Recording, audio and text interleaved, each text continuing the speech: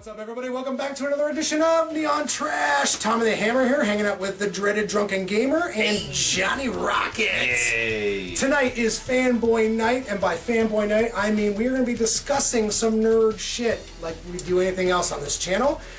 I'm a big fan of Resident Evil. I know Dean's a big fan of Resident Evil, and I know Johnny here is a cursory fan of Resident Evil, so we are going to be diving into the latest CGI canon flick, Resident Evil Death Island. Ooh. Yeah. I mean, I guess I'm into this more from the animated aspect of it, because I've always liked animated movies, so that makes, I don't know, that's more in my wheelhouse than a specifically Resident Evil thing. Well, guys, without further ado, check out that motherfucking trailer. Peep that shit! And when we get back, you guys are going to know our opinions on Resident Evil Death Island. Death Island. An island full of death.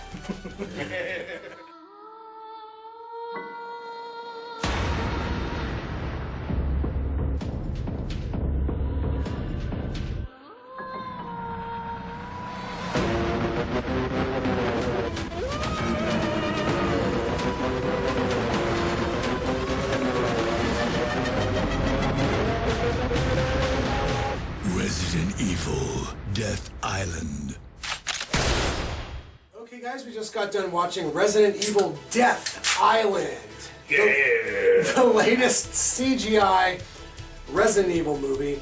I gotta admit, as a fan, I liked this, but there was definitely things about it that left me wanting. Unless you are a fanboy, unless you've been playing the games since day one, and unless you know what the fuck's going on with these like characters and sequels and plot lines and whatnot, then you are going to be coming into this movie confused, wondering what the hell is happening, and that might turn people off. But if you are a enthusiast of CGI animated films, if you like zombies, if you have a cursory understanding of Resident Evil, there might be something here for you. But overall, I gotta say, I feel like out of all the CGI Resident Evil movies, there's definitely been better ones, there's definitely been worse ones.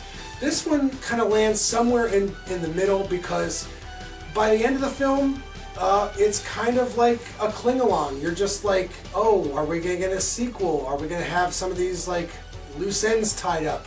Unless you're a big fan. Like, for me, the big draw was they took the original mocap actors from the games that have come out recently, and they're all in the movie, and that's awesome. Like, it's definitely, they're doing some great fan service, I think. But like Tom said, if you're not a big Resident Evil fan, like, it might be kind of meh.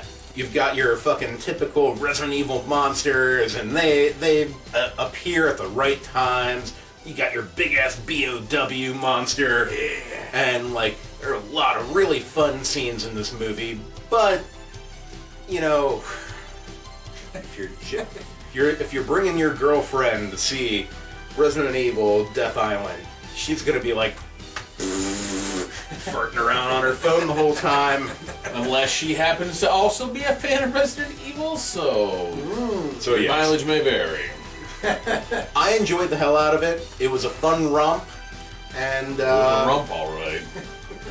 but like Tom said, it didn't exactly answer any questions that you may have had after 6, which a lot happened between 6 and then now 7 and 8, where it's just like, where did... Well, I don't want to spoiler anything, but like, you kind of question Chris's direction in the future of the series. I at least recognize our main characters from the number of the games I've either played or watched Dean play on the channel. Dreaded Drunken Gamer on Twitch, by the way. Shameless plug, right? Yeah. At least I didn't have to do it. Alright, such a good friend. I'm such a good friend. Yeah, you are, man. Number one fan. That's why I'm on the channel with the Dreaded Drunken Gamer. And you're not. The rest of you suck. Yeah, Number what are one you fan. guys doing? Anyways,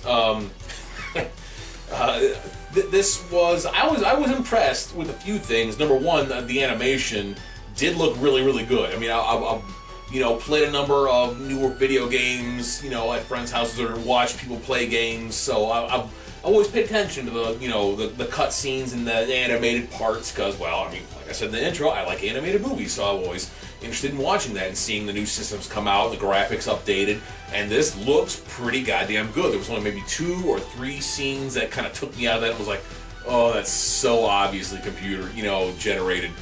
But for the most part, like, it looked really, really good. The action was great.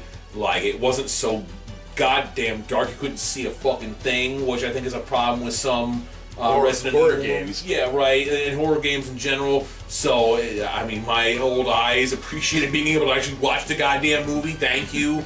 And yeah, dude, all the mocap actors, like, dude, they balled out for this, and it was awesome. And I like that, bad guy. You can kind of see where they're coming from. Thing that feels, very, I don't know. I see a lot in Japanese cinema. Both live action and animated features. And I'll go ahead and rip off a star count here.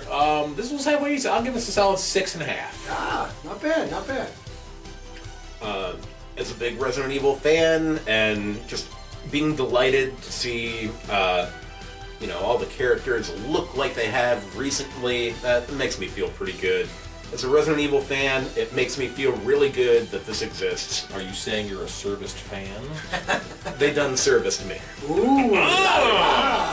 7.5 for me. Ooh. Bingo! I feel I would have given it maybe a 7.5 if I was a bigger Resident Evil fan, but still standing on its own, as an animated feature of this, I feel like both of your star counts and reviews have been apt. This is essentially what I've realized. This is like the greatest hits of Resident Evil. I mean, you got, like Dean was saying, you got all these classic mainstay characters all in one setting. You've got elements that you expect, and then at the end, I feel like it gets really meta. Like there's strange little jokes with like things like the rocket launcher. Like there's at least like 3 or 4 rocket launcher scenes, and then at the very end, they have a super rocket launcher. What's up with the ass-to-ass rocket launcher? It's definitely fan service. This is definitely Capcom knowing their audience, and let's face it, if you grew up with the games, you've been following along for quite some time, and you haven't been digging the crazy shift in terms of the story with 7 and 8, and you want to know what the hell happens after 6, right here, guys. It might not answer all your questions, and it might not give everything that you're looking for, but it is a continuation of that storyline, and that's worth something. I'm going flat 7. Anyone else got anything to add? Nope. I hope we've been informative. Until the next time, Tune in to Neon Trash. Motherfucking trash. Yeah, kill them zombies, guys. Budokai.